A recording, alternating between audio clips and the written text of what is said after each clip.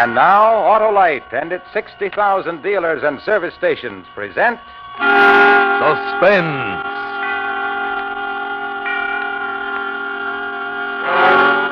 Tonight, Autolite brings you Mr. Danny Kaye in The Too Perfect Alibi, a suspense play produced and directed by Anton M. Leader. Friends, Autolite resistor spark plugs, the spark plugs with a built-in resistor, are fast becoming the most popular plugs in America. And no wonder, for when you replace your old narrow-gap plugs with wide-gap Autolite resistor spark plugs, you can tell the difference in your car. Your engine will idle smoother, you'll have better luck with lean gas mixtures, actually save gas dollars. What's more, thanks to this built-in resistor, Autolite resistor spark plugs cut down spark plug interference with radio and television reception. And remember, friends, only Autolite offers car owners and truck owners everywhere the sensational advantages of resistor-type spark plugs.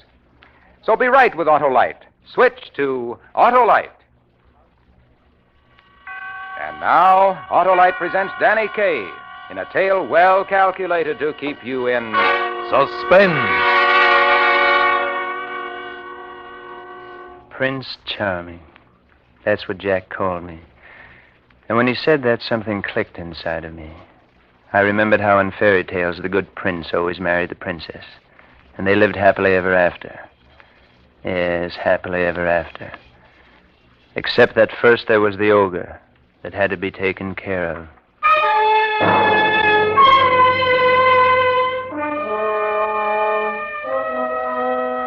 They were spending the weekend at my house in Croton, Catherine and Jack. The girl I loved and the fellow she loved. Oh, I admitted I was stupid to let myself in for it, but I just couldn't help myself. I had to have Catherine near me. She was the loveliest thing on God's earth, slender and blonde, with flecks of the purest gold in her hair, and eyes just as green as the sea. Jack was what the girls call a beautiful hunk of man, a one-time football hero. But now he was a clerk in a sports shop, a nobody. And why Catherine was so mad about him, I'll never know. After dinner Saturday night, we sat out on the terrace and looked out on the Hudson a half-mile away. Everything was quiet, peaceful. Jack, shall I tell him? After all, he is our best friend. Sure, honey, might as well. Tell me what? We're getting married Monday, Sam. Married? Hey, I'm the one who should look like he's going to face a firing squad, not you, Sam. Oh, I'm sorry, kids. It was just such a surprise, that's all. How about it, Sam? Will you be the best man? Sure, of course I will. Oh, good. And congratulations, both of you. Thank you, Sam, dear. You know, you're the sweetest, kindest, nicest, best-hearted person I've ever known. Well, she means outside of me, of course. Well, I do not, Jack Stewart. If it weren't for you, you big lug, I might even be marrying Sam on Monday. Hey. Say, I just thought of something. You like my place up here in Croton, don't you? Like it. We love it. Well, then it's yours. Wait a minute, Sam. I'm giving it to you for your wedding present. Oh, Sam. You always pick up the check, don't you? What do you mean, Jack? Everything you do makes me look cheap. You give Catherine a job and pay her twice what I make. You give us free theater parties, free dinners, and free weekends in the country. Now you want to give us a free house. Now, look, Jack, you've got me all wrong. I just want to give you kids a good start, that's all. I want you two to be happy. Just like in the fairy tales, eh? The prince and the paupers, and good old Sam as Prince Charming as always. Well, no thanks. That was when I got the idea. When he called me Prince Charming. That was when I remembered about the prince, the princess, and the ogre. And you know what happens to the ogre in all the fairy tales, don't you? You remember that, don't you? He dies. And he dies because the prince kills him. Catherine left with Jack, and I was miserable. I paced the floor for hours. All I could think of was that today was Saturday, and on Monday noon she would marry him. 2 more days, and she'd be lost to me forever. I couldn't let it happen. I wouldn't. I had to get rid of him. What I needed was a weapon to defend myself with after I killed him. An alibi. A strong, unshakable alibi. A perfect alibi. It took me all night and gallons of coffee to figure that one out, but I did it. And the first thing Sunday morning, I phoned Jack in New York. I persuaded him not to hang up on me. Well, what do you want? Jack, ever hear of the Allegheny Sporting Goods? Did I ever hear of J.P. Morgan? Well, a friend of mine owns Allegheny. So? And he needs a sales manager. I've arranged an appointment for you first thing tomorrow so you can get the job before you get married. What? It pays $20,000 a year. And you can buy your own wedding presents. Are you serious? Does he know I'm only a clerk? Well, it's just a matter of selling yourself, Jack. But I... If you're free tonight, I'll be glad to give you a few pointers on the best way to approach him. Well, that's Look, great. look, Jack, I'm going to a party in town tonight. And if you can meet me around 10. Well, Sam, Here's the address, Jack. 3365 East 56th. I'll wait for you near the corner. Okay, thanks. Just one thing, Sam. Don't tell Catherine about this, will you? You see, in case I get the job, I'd like her to feel I got it on my own. You understand, don't you? Sure. Of course, Jack. Oh, thanks, Sam. See you tonight at 10. My hands were shaking so hard I could barely reach up to wipe the perspiration from my forehead. I was scared stiff. I was frightened because I had intended to ask him to keep it a secret from Catherine. Instead, he'd asked me. Everything about my alibi was working out perfectly. I drove to town. I went to the State Street ticket office and bought a ticket for the Staten Island ferry. Then I went uptown to my apartment.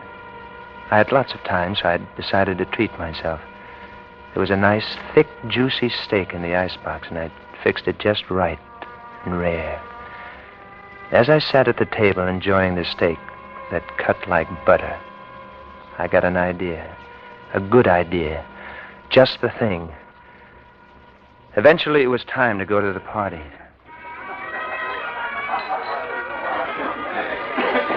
Why, Sam Rogers, where you been keeping yourself all summer, you dog? Running a still on my mountain up in Croton. Hi, Sammy. Hi. I spoke to everyone I knew and a few people I didn't know. I made certain that practically everybody saw or talked with me sometime during the evening. Hello, Sam. Where are you rushing out to, Frank? Hey, want to hear the 9 o'clock news? Oh, the news? Do you mind if I join you? Not at all. Come along. We listened to the news until 9:15. Then I got involved in an argument over Soroyan's new play. Of course he's mad, Sam. That's why he's so wonderful.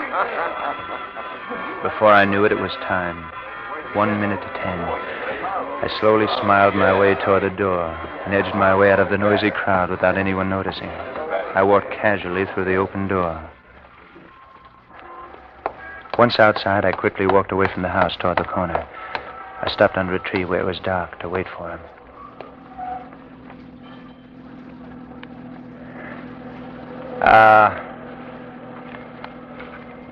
Well, I was just in time. A car turned the corner. I stepped out the flagged and froze. It was a police SWAT car. Hey, why don't you watch where you're going? My face was drenched when I stepped back on the curb. For the first time, I realized how easy it would be to make a slip. This time, I made sure it was Jack's car before I stepped out. Park here, Jack, under the tree. Okay. Sorry I'm late, Sam. The ferries were jammed. And on top of that, I had an argument with Catherine. And... Oh?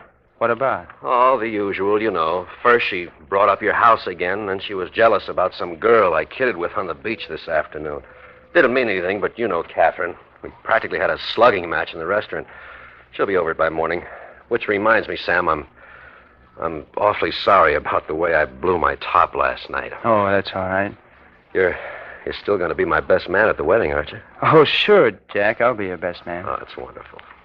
Catherine was right, Sam. You are the nicest, sweetest guy we've ever known. Oh, forget it, Jack. Now, suppose we sit in the back seat of your car and talk about your new job. Okay? Get in. Okay. And do you know that was the last word he ever said? Okay! There he was, lying in the back of his car, and sticking up out of the middle of his back was my favorite steak knife.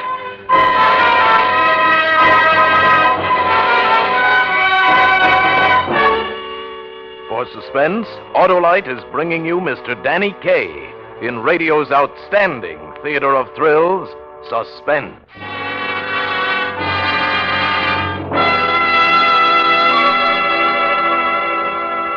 Say, Say, Hap. Yeah. Let me read you a wonderful Christmas thank you note I got from my Aunt Susie in Maine. Why, I didn't even know you had an Aunt Susie, Harlow. Well, you just listen to this, pal. Dear Barlow. Huh? She never could get my name straight. Thank you so much for those wonderful Autolite resistor spark plugs you sent me for Christmas. Harlow, you didn't. Listen now, Hap. She says, Cousin Charlie, he's your third cousin once removed on your mother's side, you know, told me that Autolite resistor spark plugs are those popular new spark plugs that have a built-in resistor. And he said they have an extra-wide gark spap. What? She means spark gap, of course, that helps make your car run slick as a kitten on skis. I see where you inherit your famous figures of speech, Harlow. Let's see. So Cousin Charlie replaced my old narrow gap plugs with my new wide gap Autolite resistor spark plugs, and right away I could see what makes people rave about them so much. I declare my car idles smooth as silk, runs better than a scared jackrabbit with a tailwind. And honestly, Barlow, I've been saving gas. Wow, Susie's got me woozy. So, friends, when it comes to spark plugs, be smart, be choosy. Take your cue from Susie and mosey on down to your nearest Autolite dealer tomorrow and get your car a brand new set of those wide-gap Autolite resistor spark plugs. Remember, you're always right with Autolite. You said it, Harlow. And let's get back to Suspense. And now, Autolite brings back to our Hollywood soundstage Mr. Danny Kaye as Sam in A Too Perfect Alibi. A tale well calculated to keep you in suspense. After I stabbed him, I watched him slump to the floor of the car. And that's all there was to it. The ogre was dead. And now the prince and the princess could live happily ever after. I pushed his feet into the car and slammed the door. I locked the car with the keys I found in the ignition and put them in my pocket. Then I eased myself back into the house. I picked up the thread of conversation just as if it had never been broken. Well, that's the name of the game, kid. Gin. You never should have held on to those two kings, Johnny boy. Okay, son. Suppose you stop kibitzing and play this card shark yourself. He's got those things hypnotized. Well, just step to one side, John, and I'll show you a few tricks an old yogi named Gunga Jin once taught me. I can do it. I played gin all evening with Frank Bostwick. And though I never did like him very much, somehow I felt warm and friendly towards him now. Good night, darling. Then around 12-ish, the party broke up. I waited till practically everybody else left. Then I bid my host good night, got into Jack's car, and drove off.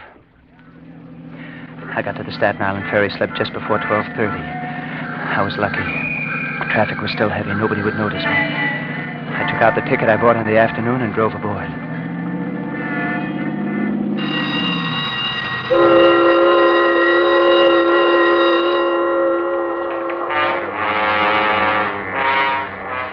A moment later, we started across the bay. I could breathe again. I checked off another point in my alibi. If they ever faced me with a night shift ticket agent, he would have to swear he'd never seen me or sold me a ticket in his life. It was so easy, I felt like laughing. I turned and looked at him lying on the floor in the back. He wasn't fighting me anymore. My alibi had him beaten all the way down the line. Suddenly, two things happened to me at once. I saw the knife sticking out of his back. Have your ticket ready, please. The ticket collector. I'd forgotten about him, too. I couldn't afford to have anyone remember me on this boat, and I had to get rid of that knife. I had to act fast. In spite of the sick feeling in my stomach, I leaned over the seat and yanked the knife out of Jack's back. His head jerked around and grinned up at me. I looked around for a piece of paper to wrap the knife in. There wasn't a scrap anywhere. I pulled out my wallet, grabbed 2 or 3 bills, and covered the blood-dripping blade in the bills. I got out of the car, jammed my tickets under the windshield wiper where he had to see it. Then I scrambled through a maze of bumpers and fenders till I reached the rail. My heart sounded like a bass drum. I leaned on the rail and looked into the black water. Then I dropped the knife over the side. Hey, I saw you do that. What? What did you... Don't you know it's against the law? What is? Dumping paper into the harbor. You could get arrested for that, mister. You better watch your step or something. Oh, thank you. I kept my head turned away from him so he couldn't get a good look at me. He'd never recognize me in a court of law, no, sir. Anyway, he'd forget all about me 5 minutes from now. My alibi was still 100%. I got back into the car. Minus, all out.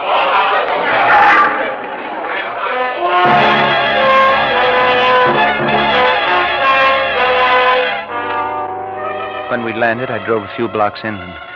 I left the car in front of a house and walked back to the ferry. By the time I got home, an hour later, I'd lost all my fears. I felt wonderful again. I went right to bed and slept soundly for the first time in weeks. I slept so soundly, in fact, that they stood there ringing my bell for 5 solid minutes before they woke me up. I opened my door and saw 2 detectives standing there with an invitation to visit Inspector Vanelli of the New York Homicide Bureau. Then I remembered about last night. Inspector Vanelli was a slender, swarthy man who looked more like a successful businessman than a police officer. You know Jack B. Stewart, Mr. Rogers? Certainly, why? He's been murdered. His body was found at 9 o'clock this morning in a parked car on Staten Island. What? I can't believe it. This was his wedding day. He and Catherine were going to be married. Mr. Rogers, what was your relationship with Catherine Gilpin? Inspector, I think I ought to tell you right off that I'm probably your best suspect. You are? Yes. Catherine turned me down for Jack. That probably gives me the best motive in the world for killing him, doesn't it? Well, supposing you let me decide who had the best motive. Okay, Mr. Rogers? Okay. All right, now the best place to begin is at the beginning. He kept me there hour after hour while the police stenographers crammed their pads with notes. Finally, late in the afternoon, one of the detectives hurried in and whispered something to him. Inspector Vanelli's hard face broke into a rocky smile. Okay, Mr. Rogers, you're clear. But I don't mind telling you now, I was sure it was you. Really, Inspector? Why have you changed your mind? Well, we have 35 affidavits from responsible people swearing that you were at a party between 9:30 and 11:30 last night. And that's when Stewart was murdered. That settles it. You've got a perfect alibi. I could hardly believe it. It had been so easy. Only yesterday, the girl I loved was miles away from me, unattainable. Today, she was mine for the asking. No more rivals, no more competition. Gradually, she would forget Jack and turn to me. It would take time, I knew that. But I had plenty of time. I could wait. Catherine phoned me the next morning. And suddenly, I didn't have any time at all. Sam, they've arrested me for Jack's murder. They've what? They've arrested me. But they can't. It's just a stupid mistake, Catherine. Look, I'll call my lawyer and we'll get you out of there right away.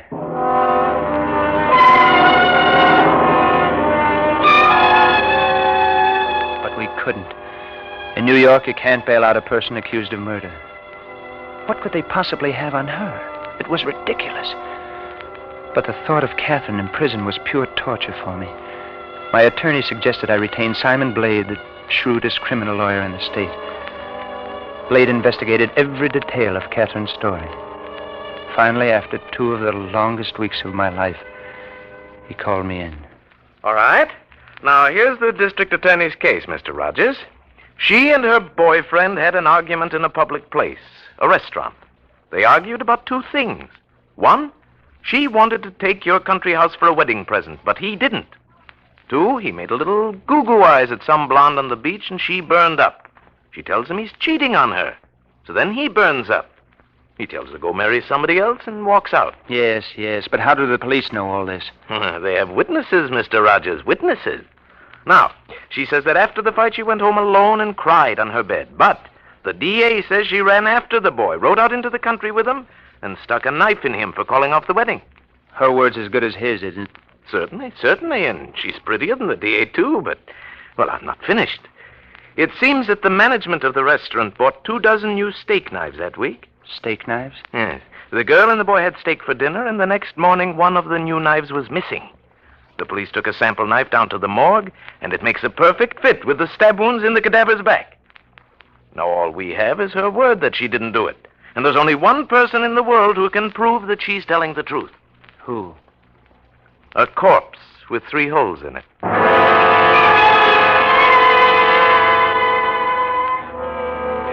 On the day of the trial, I sat with Simon Blade and waited for them to bring Catherine in. And when she came in, she looked so young and so lost. I had all I could do to keep myself from jumping to my feet and telling them the truth. Then she saw me. Her eyes lit up and she smiled. And I smiled back. And somehow I felt sure it would all come out right, just as I had planned it. Simon Blade was wonderful in that courtroom. One moment wringing sympathy from the jury for Catherine's pale face. The next frankly exploiting her sex with a knowing eye.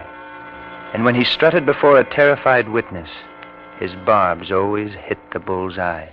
And how did you know, sir, that the knife was missing from your restaurant? We counted. We counted them and found one was missing. You count your silver, huh? Yes, sir.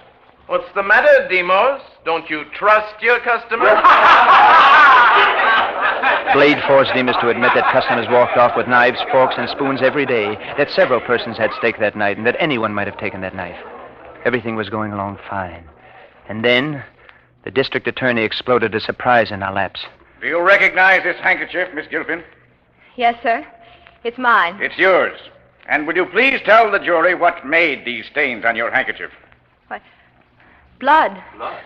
They're blood stains. But you mustn't Blood? think... Whose blood? Jack. It's Jack's blood. But I'm not guilty. Order in the court.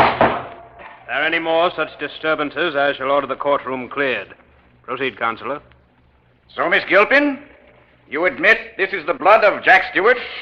Yes, he had a nosebleed. He always had them when he was excited. I loaned him a handkerchief. A very convenient explanation. Shall I tell you, Miss Gilpin, what I think the real explanation is? I think you stabbed Jack Stewart. No. Then in your jealous rage, you struck again and again. No. Then, calmer, you noticed that your hands were covered with blood. His blood. No. You wiped them on the handkerchief. This handkerchief, Miss Gilpin. No. And went to dispose of the body.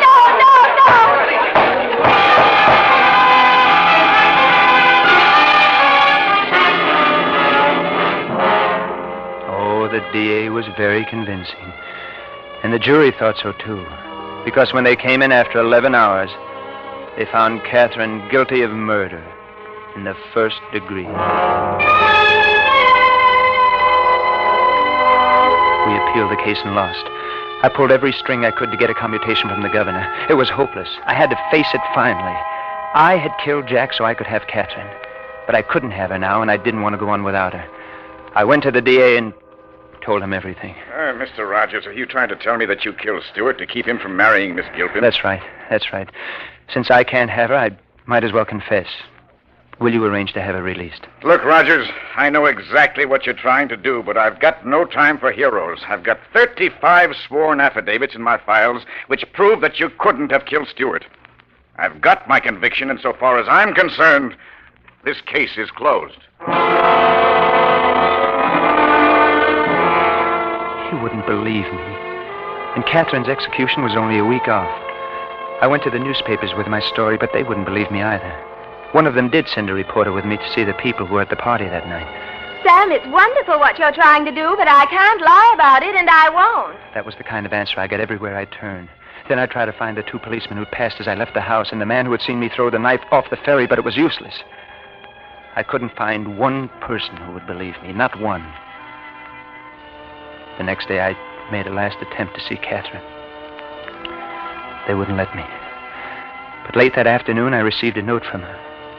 It was heartbreakingly full of all the things we planned now would never do. And what hurt me most was the part where she said, I heard all about it, Sam, and I love you for it.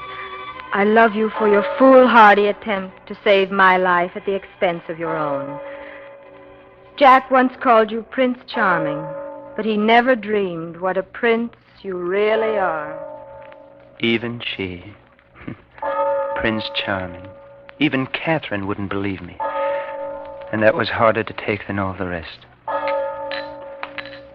And you don't believe me either, do you, friend? Well, Mr. Rogers, it's very hard to... Shh.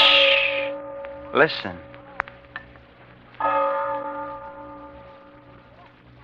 It's 12 o'clock all over again, isn't it, Joe? Why don't you go home like a good fellow, Mr. Rogers? I can't sleep, Joe. I just can't sleep.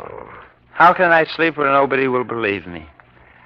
Joe, why do the innocents always suffer in this world? Catherine was innocent. Why did she have to suffer? Oh, you got it all wrong, Mr. Rogers. The innocents don't suffer, but the guilty, they're the ones. Take you, for instance. Supposing you really was guilty of Jack Stewart's murder, and supposing she paid for your crime, why, you'd have 2 lives on your conscience this very minute, Mr. Rogers. And you'd have been suffering for those 2 lives ever since the night she went to... Yes, you're right, Joe. You're right. It is the guilty who suffer. Say, Joe, how about that fella? Him? Well, he's been coming in here these 10 years now, telling the same story to anybody who listened. 10 years? Sure. And where do you suppose he's gone now? Another bar, most likely, to pick up a conversation with somebody else like you and live through it all over again. But about what he said, do you really think he killed him? Mr. Rogers? Him? Not on your life. Why, he's a prince of a guy.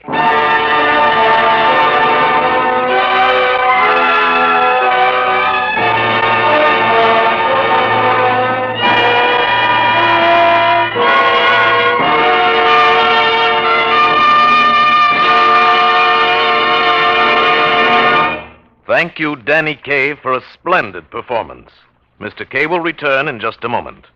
Hello, your Aunt Susie must be mighty cold up in Maine this time of year. Cold? Why, up Maine way, it's so cold they use icicles for andirons. And do those wonderful Autolite resistor spark plugs feel the frigid finger of freezing temperatures? Not on your life, because Autolite resistor spark plugs consistently give you smooth, dependable, on-the-spot performance. And remember, friends, only Autolite offers car and truck owners everywhere the sensational advantages of resistor-type spark plugs. So, with millions of car owners switching to Autolite, why don't you? Because you're always right with Autolite. And remember, Autolite means spark plugs. Ignition-engineered resistor spark plugs. Autolite means batteries. Stay full batteries. Autolite means ignition systems. The lifeline of your car.